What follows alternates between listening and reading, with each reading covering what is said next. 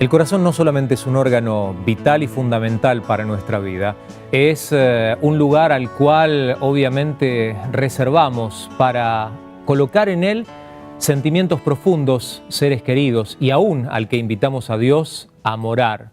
Nosotros hoy en La Otra TV hablaremos acerca de El Corazón, un programa imperdible que arranca así a través de esta pantalla amiga.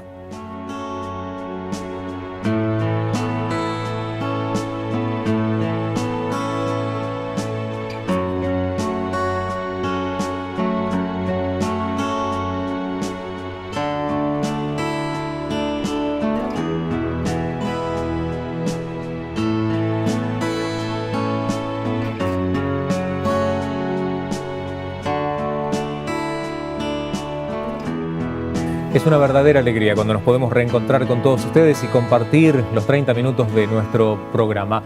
A la propuesta del día de hoy, al living de La Otra TV del día de hoy, llega un profesional de la salud que ya en otras oportunidades nos ha acompañado, nos ha visitado, obviamente ha prestigiado nuestra pantalla, pero también nos ha brindado su conocimiento, tanto como lo va a hacer justamente en el día de hoy. Él es cardiólogo intervencionista, nos referimos al doctor Máximo Rodríguez Alemparte, ahí está. Ah, sí. El doble apellido, ahí me jugó una mala pasada. ¿Cómo le va, doctor? Bienvenido. Todo bien, muchas gracias por la invitación.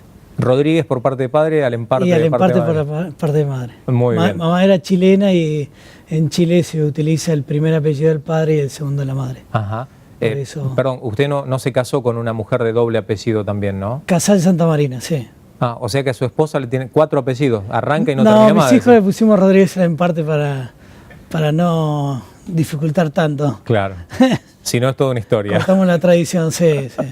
Pero bueno, decía recién, lo hemos tenido en el programa charlando acerca de algunos aspectos que tienen que ver con el corazón, que obviamente es su especialidad. Y hoy puntualmente quisiéramos comenzar hablando acerca de un caso absolutamente resonado en la televisión y en los medios hace ya varios meses. Un conocido actor de nuestro país, Nicolás Vázquez, tenía un hermano que falleció casi de manera misteriosa, inesperada, siendo un chico muy joven, 20 y tantos de años, murió y al realizarle la autopsia determinaron que el corazón de este joven tenía como 60 y tantos de años. Un corazón muy viejo en un cuerpo muy joven. ¿El corazón tiene edad, doctor? Sí, en realidad es una forma de decirlo vulgarmente para que la gente se entienda. Claro. La edad del corazón es la edad biológica del paciente. Ajá. El tema es cómo los cuidamos y qué enfermedades afectan el corazón. No conozco muy bien el caso, pero uno presupone que el chico presentaba una cardiopatía, una enfermedad que él la venía teniendo y arrastrando. Entonces, obviamente, el comportamiento de ese corazón es peor que un paciente de 80 años que lo tiene sano y claro, que lo cuidó. Por eso la edad que vemos es la edad biológica propia, si no las enfermedades son los que hacen que nosotros expliquemos vulgarmente a la gente que tiene un corazón más viejo o más joven. Al hablar así de un corazón más viejo, ¿qué estamos queriendo decir? Que es un corazón que trabajó más, que trabajó claro, de mala manera, que esa enfermedad que ya arrastraba hereditariamente lo tocó, lo transformó de alguna manera. Sí, en realidad las enfermedades lo que hacen es que el corazón, en vez de actuar como lo que esperamos de la edad de un paciente, vemos que no actúa así y bueno, decimos que es un corazón que parece de alguien viejo, pero en realidad hay pacientes de 90 años que mandamos a operar el corazón hoy en día y resisten y tienen un corazón que decimos que es joven simplemente porque es muy vital. Hablamos de vitalidad en realidad por edad. Uno siempre piensa, la gente común piensa que el corazón cuando uno es viejo funciona más despacio o que no late tan fuerte como late cuando uno es más joven. Obviamente tiene más resistencia un corazón joven que uno de un añoso. Pero uno puede ser joven y tener una cardiopatía y hacer que su corazón no funcione bien. Entonces a ese le decimos que es un corazón viejo porque la expectativa de vida es mucho más corta con respecto a alguien que es joven y tiene un corazón normal y esperable por la edad. Estamos hablando de un corazón viejo, alguien que le queda poco tiempo de vida. Sí. Hablamos más de tiempo de llegar al deceso. Claro. Por eso decimos que es un corazón viejo, para graficar que uno tiene poco tiempo de vida. Sí, sí. ¿Es habitual que a un adulto mayor o a alguien que está viviendo quizás los últimos años de su vida le coloquen un marcapasos? ¿Qué función cumple? ¿Qué es lo que hace el marcapasos? Nosotros tenemos en el corazón una parte eléctrica. Generalmente el corazón tiene la facultad de funcionar sin depender de órdenes del sistema nervioso central. Sí. Usted dijo una parte eléctrica, yo me asusté, digo que no me venga la boleta de la luz del corazón. Exactamente, bueno, es una parte eléctrica que genera un orden que primero se contrae una cavidad y posteriormente otra cavidad. Ese orden se llama, hace que el corazón sea rítmico. Por eso el corazón tiene una contracción, una relajación y una contracción, una siguiente contracción dependiendo de un ordenamiento que lo provoca en la parte eléctrica del corazón. Primero se contrae la aurícula, después el ventrículo. Y ese orden hace que el corazón funcione bien. Claro. Cuando hay una alteración de la parte eléctrica, vemos que hay un desorden o que empiezan a haber bradicardias porque el corazón ya no... Perdón, empiecen a ver, ¿qué palabra? Un desorden. Ajá. Entonces la aurícula no se contrae el ventrículo por un lado. Ajá. Entonces cuando hay un desorden, cuando no funciona bien esa parte eléctrica o cuando se corta ese cable eléctrico, biológico obviamente, sí, obvio. Ahí uno tiene que poner un cable para suplir esa deficiencia que tiene. Entonces, bueno, con eso nosotros evitamos que aparezcan problemas.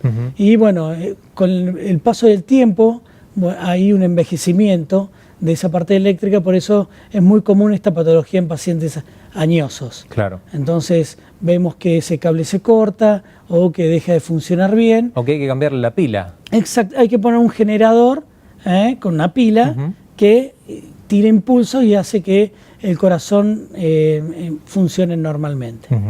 Y en términos físicos, en términos naturales, ¿cambia mucho un paciente antes y después de que le colocan un marcapasos? En realidad, hoy en día tenemos distintos marcapasos de última generación que son más efectivos que los primeros marcapasos. Entonces uno lo que hace es, cuando el corazón no manda impulso, lo manda el marcapasos. Y trata de mantener el ordenamiento, primero que se contraiga la aurícula y después el ventrículo. Y eso no tendría por qué generar ningún tipo de trastornos. Ajá. Fantástico. Otra de las preguntas que tengo a propósito de estas cuestiones, cuando lo presentábamos decíamos, usted es un cardiólogo intervencionista, y me contaba que antes de venir al programa tuvo que hacer justamente una intervención de un paciente que ¿cómo entró al quirófano? No, era un paciente de 60 años, diabético, muy descuidado, que los pacientes diabéticos, los factores de riesgo hacen que uno vea unas arterias mucho más envejecidas porque vemos que aparece más calcio, más enfermedad difusa. Entonces ese paciente lo que tuvo es un evento coronario que es una oclusión total de una coronaria. Y el síntoma es un fuerte dolor de pecho. Entró con un dolor muy intenso, 10 en 10, dándole un puntaje de 10 al dolor más fuerte y 0 al no tener dolor. Bueno, este paciente tenía un dolor 10 en 10. Entonces lo estudiamos y vimos que tenía tapada 100% una de las coronarias. Entonces le hicimos una angioplastia, que es pasar una cuerda, abrir la arteria y poner un stent. Y bueno, y después del procedimiento el paciente se fue hablando, haciendo chistes, así que muy tranquilo. Totalmente, y sin el dolor, obviamente. Y sin el dolor, obviamente, con un dolor 1 en 10. Y le preguntaba yo antes de arrancar justamente el programa, ¿cómo era ese procedimiento o esa intervención que hicieron? Yo me imaginaba, digo, le abrieron el pecho, trabajaron en el corazón, y no, me decía que, bueno, cuénteme un poquito. Haciendo una punción radial o femoral, y a partir de esa punción poner un catéter que es como un fideo largo, que llega al corazón y a partir de ahí es donde nosotros mandamos cuerdas y mandamos el stent y abrimos la arteria. Ajá. Es una intervención mínimamente invasiva. Claro. Eso reemplazaba, antes de hacer esto, se hacían cirugías a cielo abierto, se abría el pecho y se ponían bypass y se trataba de destapar. Pero tenía mucha más mortalidad, claro, que es con lo que hacemos ahora la intervención, que es una angioplastia coronaria, ¿no? Está. Bueno, el doctor René Favaloro mucho tiene que ver justamente con toda esta innovación y este cambio radical en pacientes que sufrían esta y otras complicaciones en su corazón. El desarrollo de la medicina y particularmente del área en donde usted se desempeña ha cambiado notablemente y seguirá cambiando en términos tecnológicos, en términos médicos. Sí, por suerte la tecnología avanza mucho y bueno, y hay que aprovechar de decir de Favaloro, que ya lo estamos nombrando, es que se cumplen 50 años del primer bypass, sí, este año, así que uno como argentino se tiene que sentir orgulloso de eso. Y también cumplimos 30 años de la creación del stent, que también fue por otro argentino, Palmás, que eso posibilitó que nosotros hagamos angioplastias y abrir arterias que son dificultosas, claro, y poder restablecer el flujo coronario.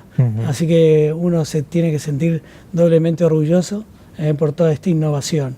Y por suerte la tecnología avanza y hace que cada vez las intervenciones sean en pacientes más delicados.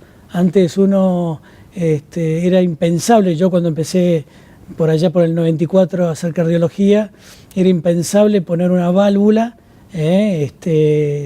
reemplazar una válvula que uno tenía en Pharma. Antes siempre los chistes que hacíamos era, bueno, lo único que le estamos dejando a los cirujanos es el cambio de la válvula aórtica.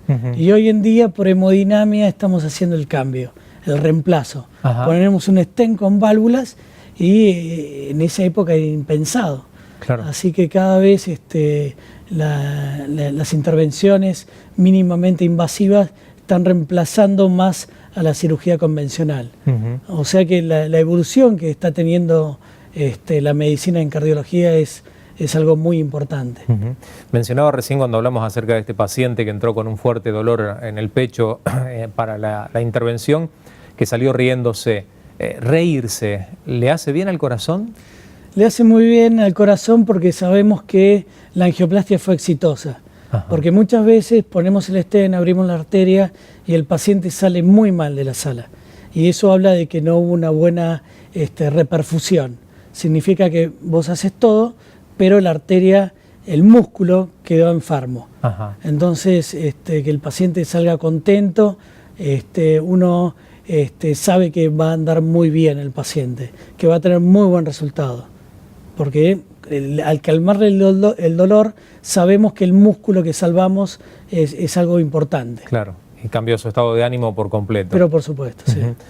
Mencionaba recién cuando hablábamos acerca de la edad del corazón, corazones de distintas características, y decía usted, doctor, la importancia de saber cuidarlo o de tener algunas cuestiones que obviamente nos ayuden a evitar por lo menos que el corazón sufra.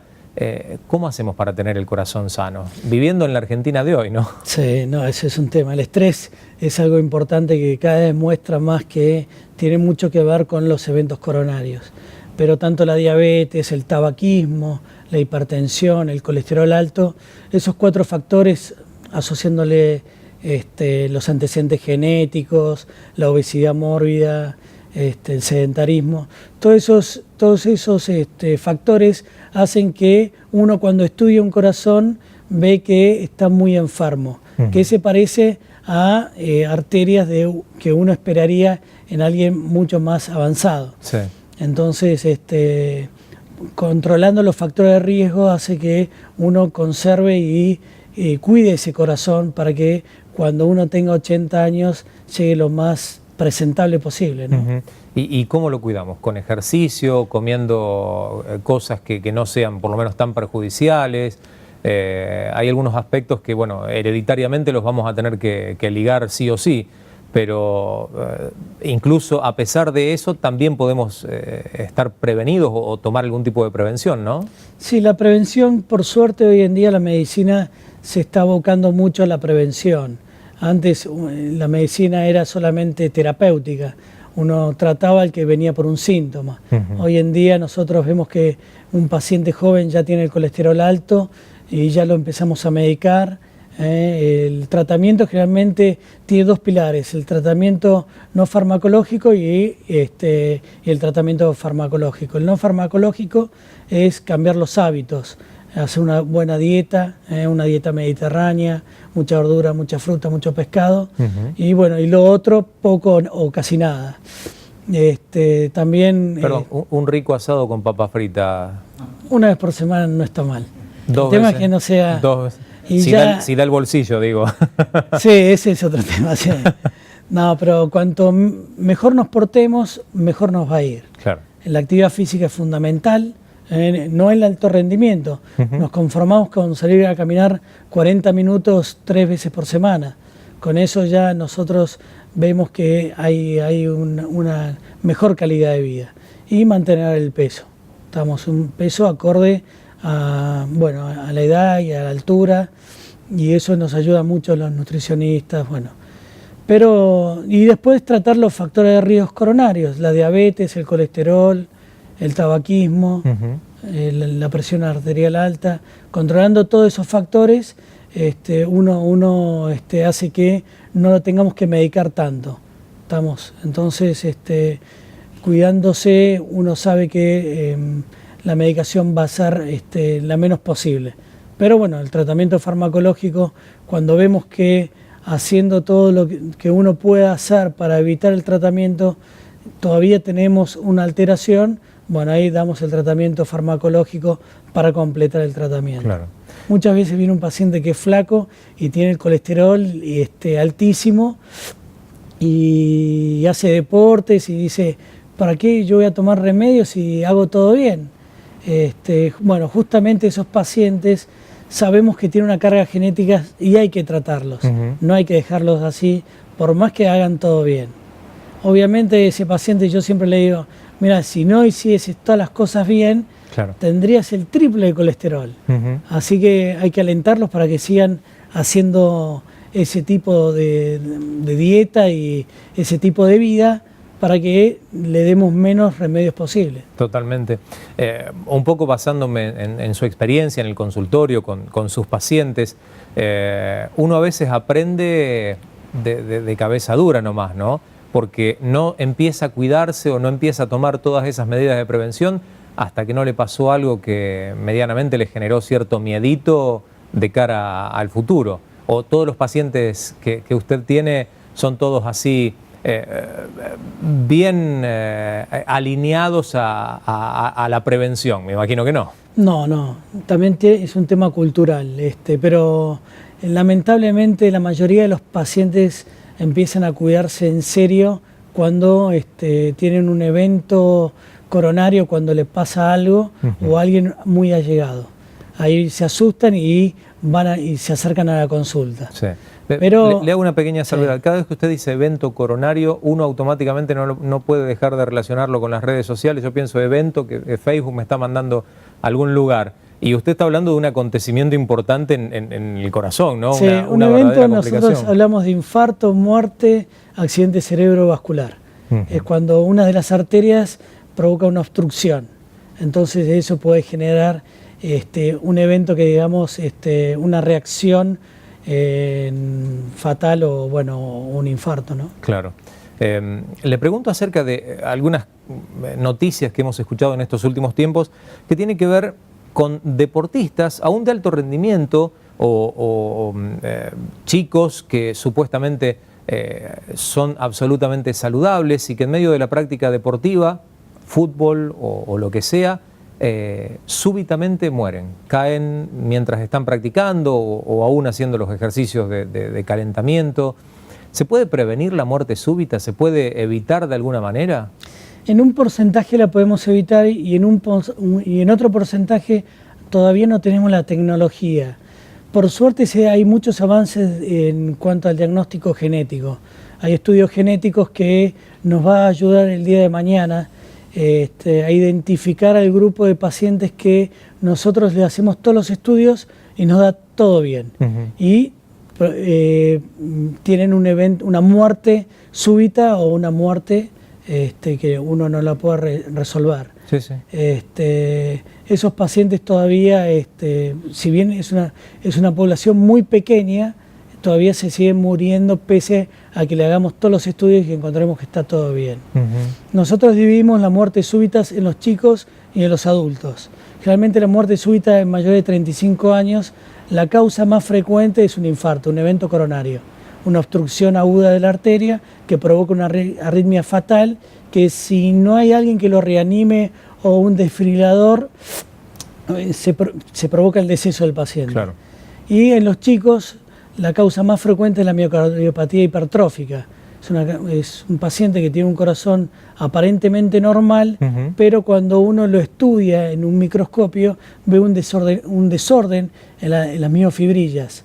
Entonces, ese desorden en las células del miocardio generan arritmias súbitas.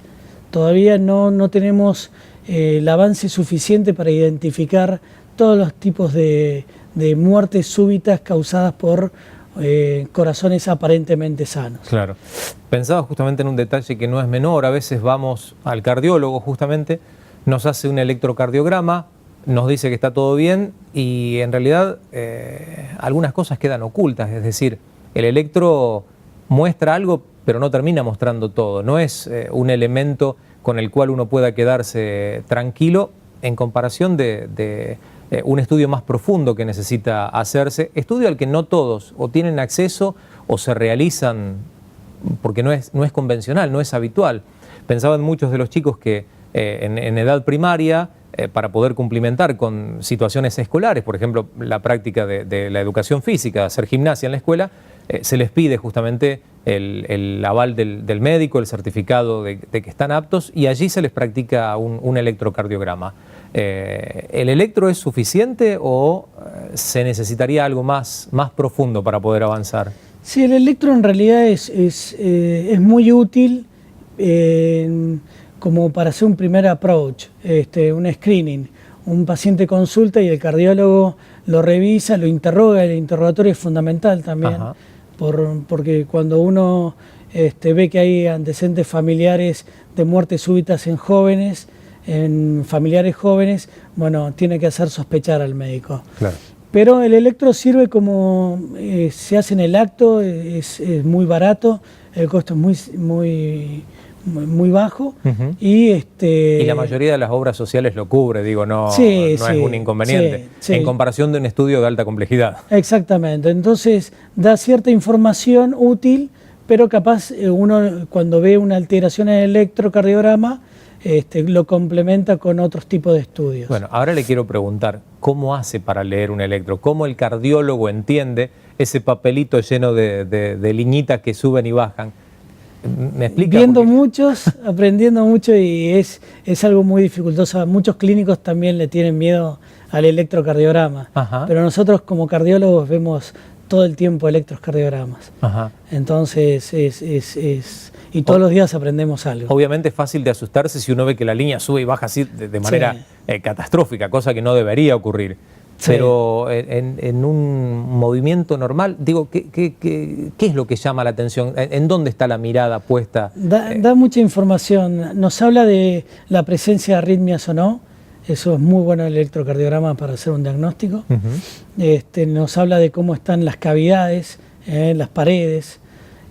Porque en realidad lo que hace el electro es registrar los potenciales. La parte,